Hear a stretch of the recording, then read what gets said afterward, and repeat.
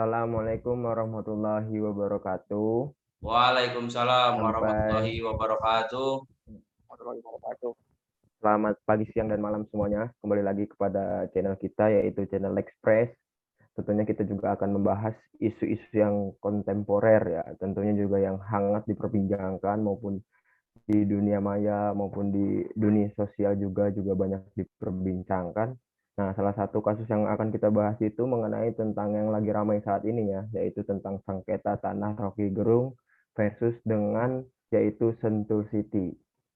Nah, kita ketahui nih, pada awalnya memang banyak percecokan ya, banyak dua sudut pandang di mana kedua belah pihak memang saling membenarkan gitu kan, bahwasannya keabsahan daripada akta-akta tanah tersebut gitu kan. Tetapi juga di sini juga awal mulanya karena memang dari Sentul City ini meminta sumosi kepada Rocky Gerung gitu kan. Bahkan juga dari yang saya baca referensinya juga memang sudah untuk ketiga kalinya gitu kan meminta sumosi kepada Rocky Gerung gitu kan. Nah, tetapi ditanggapi oleh pihak Rocky Gerung juga yang dimana Rocky Gerung juga mempunyai kuasa hukumnya itu Aris Azhar yang memang beliau pun memberikan penjabaran ataupun menegaskan bahwasannya memang yang HGU yang dimiliki oleh atau akta yang dimiliki oleh Rocky Gerung pun juga mempunyai keabsahan. Bahkan juga Haris Azhar juga berani mengatakan bahwasannya Sentul City memang tidak taat terhadap, bukan tidak taat ya, tidak tertib hukum gitu kan. Nah, tentunya juga dari prolog yang saya sampaikan pada kali ini mungkin juga nanti nih dari Bung Aldi maupun Bung Egi yang sangat serius ya kepada malam ini juga bisa menanggapi begitu. Langsung siapa dulu nih yang menanggapi kira-kira? Aldi. Saudara Oh, Aldi, Aldi. silakan. Bung Aldi gimana nih? Untuk problematika yang tadi sudah saya sampaikan gitu kan. Bung Aldi ingin membahas Sentul City dulu nih. Iya, Sentul City dulu Oke, saya. boleh silakan. Oke, siap. Dilanjut. Kalau dari pihak Sentul City seperti ini. Acuannya itu tetap pada PP nomor 24 tahun 97 ya, tentang pendaftaran tanah tuh. Hmm. Nah, pada awalnya tuh gini, riwayatnya mendapatkan tanah seluas 1.100 hektar itu pada tahun 1990. Nah, Sentul City itu pada tahun 1990 itu memiliki izin prinsip dan izin lokasi. Nah, setelah itu ada surat menyurat terkait dengan pelepasan tanah. Kemudian tahun 1993 itu keluarlah SK penerbitan HGB nomor 2 tahun 1994 terhadap tanah seluas 1.100 hektar atas nama PT Sentul City. HGB itu berakhir pada tahun 2013 dan PT Sentul City tahun 2012 itu melakukan perpanjangan dan pemecahan. Nah, sehingga di tahun 2014 terbitlah HGB nomor 2411 dan 2412 Bojong Koneng. Yang di dalamnya itu terdapat klaim Rocky Gerung seluas 800 meter. Yang sangat unik seperti ini. Jadi lokasi Rocky Gerung itu berada di irisan batas HGB 2411 dan 2412. Jadi di tengah-tengah nih. Ini batas HGB 2411, ini batas HGB 2412. Nah, di tengah-tengahnya itu ada lahan yang diklaim oleh Rocky Gerung gitu. Jadi Rocky Gerung itu masuk ke perbatasan HGB 2411 dan juga 2412 gitu. Jadi masuk dalam irisannya. Seperti itu kalau dari pihak Sentul City-nya mah. Jadinya intinya di luas lahan tadi kan Bung Aldi juga bilang kalau misalkan dari 1.000 hektar itu memang ada sebagian bidang tanah dari 1.000 hektar itu yang dimiliki oleh Rocky Gerung begitu ya? Ya. Iya, Seluas kalau 800 hektar tuh. 800 hektar lagi, Oke. astagfirullah. 800 meter. Mm-mm. Oke, oke. Terus gimana nih, ada tanggapan nggak dari Egi? Baik. Jadi tanggapan saya itu mengenai Rocky Gerungnya sendiri ya. Jadi Hmm. Rocky Gerung ini merupakan akademisi warga desa Bojongkoneng, juga mengklaim sebagai pemilik sah dari lahan tersebut berdasarkan pengawasan lahan secara fisiknya dan surat pernyataan oper alih garapan. Nah, jadi sebenarnya Rocky Gerung juga punya bukti-bukti yang sah dan tidak melemahkan gitu ya. Nah, Rocky juga telah Hmm. menjadi penguasai fisik tanah dan bangunan lokasi itu sejak 2006, 2009 maksudnya, maaf. Sebelum Rocky Hmm. tempat itu juga sudah dikuasai oleh Andi Junedi sejak 1960. Nah, eh, ya meski si Rocky ini punya surat tanah garapan, menurut si Haris, tersebut tidak lantas membuat posisi kliennya ini lemah gitu karena baik lagi penguasaan fisiknya, terus riwayat tanahnya, peralihan haknya dalam hukum tanah, ini si Rocky ini dapat dari mana, dibelinya pakai apa, terus tiba dari mana, udah jelas gitu menurut si Haris ini. Oh, mungkin juga tanah yang dimiliki, tanah tersebut juga memang dari pihak pertama gitu ya. Tadi Hmm, siapa yang disebutkan oleh Egi? Andi itu ya. Andi Junedi dari tahun 1960. Hmm. Nah, timbullah pertanyaan nih, kira-kira nih dari belah pihak Aldi yang menjelaskan tentang Sentul City dan juga Egi juga yang tadi menjelaskan tentang Rocky Gerung. Nah, kira-kira ini sebenarnya ya, kalau misalnya kita melihat secara keabsahan itu bagaimana sepertinya tuh? Bagaimana sih yang memang tertib hukum gitu mengenai keabsahan atau tentang akta ini? Kira-kira bagaimana tuh menurut pandangan keduanya? Jadi gini, menurut saya itu Rocky Gerung itu termasuk penggerudukan tanah gitu, mengambil hak bukan haknya.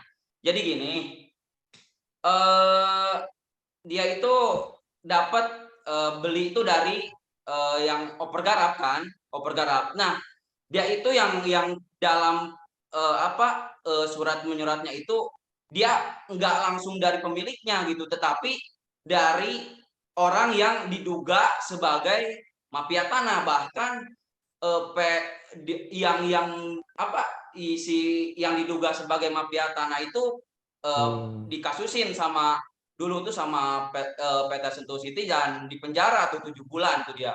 Ya, jadi menurut saya eh, Bung Rocky ini yang ngomong-ngomong sering ke orang ya dungu-dungu, ternyata dia juga dungu juga gitu, bisa dikadalin. Oh, emang banyak selintingan juga ya mengenai tentang isu-isu bahwasannya memang Bung Rocky ini membeli tanah dari mantan napi gitu kan. Banyak tuh yang headline-headline seperti itu. Tapi saya juga, Ya, tetapi kita juga harus mencari tentang kebenarannya. Bagaimana ini tanggapan Bung Egi? Eee, Menurut saya pribadi ya, memang si Haris ini juga mengatakan sih sebenarnya, Rocky ini belum mensertifikat lahannya yang seluas 800 meter persegi. Nah, dari tanggapannya Aldi, saya kira, sepakat ya menurut pendapatnya Rocky ini, mendapatkan lahan itu dari garapan lainnya juga Pak gitu. Ali. Jadi mungkin Hmm. heeh, saya sepakat dengan pendapatnya Aldi. Oke. tapi Mungkin gini juga di menurut sini, saya oh gini. perbuatan Rocky Gerung itu bisa dikategorikan perbuatan melawan hukum ya, karena eh, bisa itu melawan hak gitu. Soalnya itu bisa masuk kategori dalam yang di dalam pasal 263 KUHP gitu ya, dengan ancaman pidana Hmm. selama-lamanya itu 6 tahun. Tapi dari Bung Egi sendiri nggak ada pembelaan. Kan kalau tadi Aldi bilang kan bahwasannya memang ada tuh. bukti-bukti atau apa namanya landasan hukumnya ya, dasar-dasar hukumnya gitu kan mengenai tentang Sentul City. Kalau dari EG memang tidak ingin apa namanya menggaungkan tersebut gitu untuk membela daripada pihak Oh, Bung Rocky.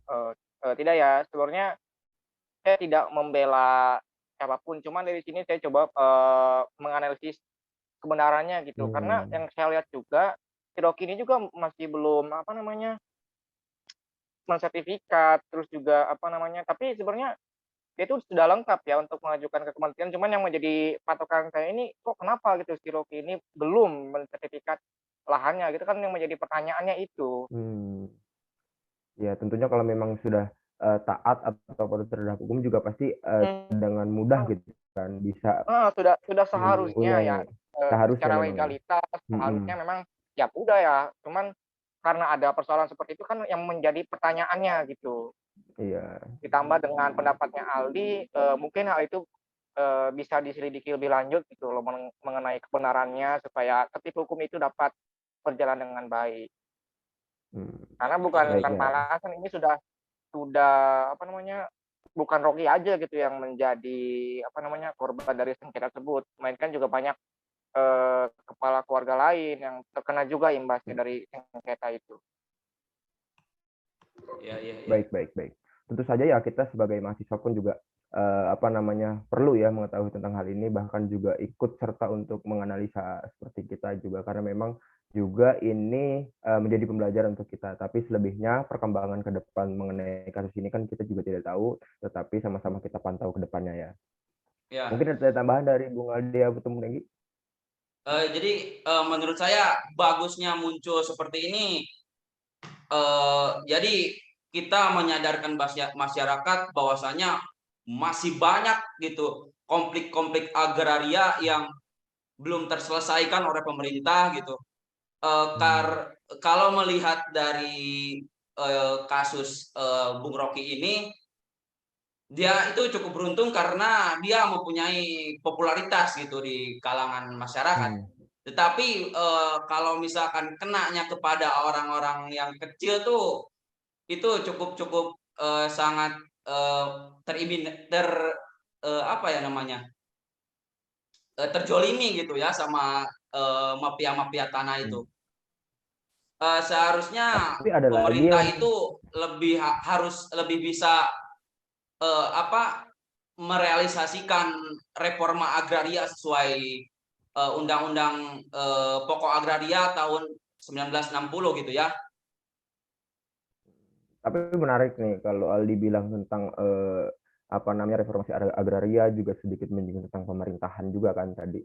Tapi di sini ada yang menggelitik di mana pemerintahan setempat juga belum bisa memberanikan diri memberanikan diri atau tidak bersuara sampai saat ini belum bersuara mengenai akan kasus ini, kejelasan kasus ini. Bagaimana nih pendapat kalian semua dengan pemerintahan setempat ya di Ciwidong tadi ya belum bisa ya belum sampai saat ini belum bersuara atau memberikan klarifikasi terkait dengan apa namanya kasus ini gitu.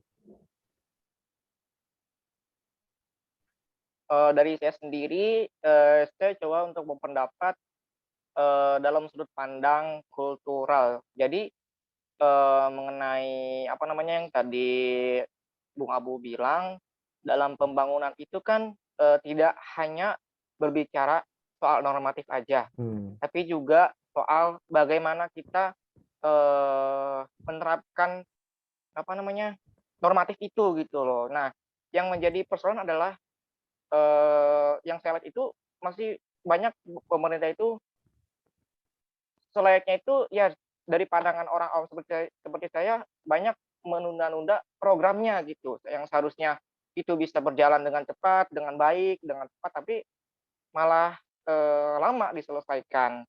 Karena, yang saya ketahui ya sebagai seorang awam untuk menyelesaikan, suatu, program pemerintah atau apa gitu kan, pasti perlu adanya, jangan menunda-nunda pekerjaan gitu. Itu sih yang dari pandangan saya sendiri sebagai seorang awam gitu. Mungkin Bung Aldi bisa berpendapat lain. Oh, seharusnya memang Gini, kalau melakukan menurut prioritas yang pertama saya dulu ya begitu ya Bung Egi ya. Kalau menurut saya gimana ya?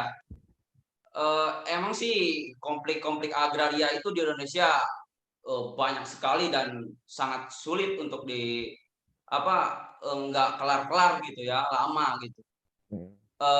Menurut saya ya pemerintah itu harus bisa seperti ini, misalkan sebelum menerbitkan HGB itu harus melihat dulu gitu. Lahan-lahan itu tuh ada penduduknya atau tidak, ada yang menggarapnya atau tidak gitu. Emang sih dalam pasal 33 Undang-Undang Dasar itu bahwa bumi, alam, air dan segalanya dikuasai oleh negara dan untuk kepentingan rakyat gitu. Tetapi pemerintah itu harus melihat juga gitu apakah lahan itu masih ada penduduknya atau tidak, karena menurut saya yang berhak untuk mensertifikatkan pertama kali lahan itu adalah masyarakat yang telah menguasai secara fisik lahan tersebut, maupun digarap atau selama berpuluh-puluh tahun, misalkan berapa tahun gitu. Jadi istilahnya yang lebih berhak mensertifikatkan terlebih dahulu itu orang-orang pribumi tersebut gitu. Jangan pemerintah itu selonong boy mengeluarkan HGB tanpa melihat ada penduduk yang menggarap lahan tersebut, gitu ya. Iya. Boleh. Mungkin cukup sampai di sini ya. Pembiasaan kita juga tadi sudah jelas ya. Kita juga tentang menyinggung tentang kasus ini, bagaimana juga mengenai tentang dasar hukumnya juga gitu ya.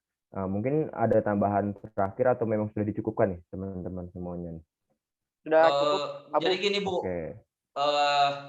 ternyata kasus ini tuh sudah damai gitu antara PT Sentul City dengan Bung Rocky itu. Ternyata PT Sentul City juga agak ngeper gitu melihat Bung Rocky dengan kekuatan hukumnya juga gitu. Kita bisa mengambil hikmah dari kasus ini bahwasanya damai itu lebih baik gitu. Karena menurut saya ini apalagi kasusnya ini secara privat, ranah privat gitu, ke perseorangan. Jadi damai itu menurut saya lebih baik, apalagi melihat dalam kasus ini PT Sentul City itu sebagai the giant mengalah gitu kepada Bung Rocky dan meminta berdamai. Alangkah sangat baiknya jika hal ini dicontoh gitu oleh pengembang-pengembang lain yang secara ya kita tahulah bagaimana cara dia merampas hak-hak masyarakat gitu. Jadi ini bisa dijadikan sebagai contoh kepada pengembang-pengembang besar, jangan mentang-mentang dekat kekuasaan atau apa. Lihat sekarang PT Sentul City sebagai the giant gitu ya, mengalah kepada pihak Bung Rocky dan berdamai gitu. Alangkah lebih baiknya seperti itu. Ya, sangat patut dicontoh ya, di mana juga sekarang memang juga ada ya didukung oleh restorasi justice ya, di mana memang semua kasus yang sekiranya bisa diselesaikan di luar ranah pengadilan pun juga bisa gitu ya, dengan adanya restorasi justice ini. Ya, terima kasih juga buat Bung Aldi dan Bung Egy sudah menyempatkan di waktunya untuk berbincang bersama di channel ini. Dan jangan lupa juga dukung tetap channel kami. Stay tune, insya Allah nanti juga ke depan akan ada ya kita membahas problematika yang kontemporer ke depannya. Oke, mungkin juga dicukupkan. Saya mewakili Bung Aldi dan Bung Egy, pamit undur diri. Wassalamualaikum warahmatullahi wabarakatuh. Waalaikumsalam warahmatullahi wabarakatuh. NNNNN.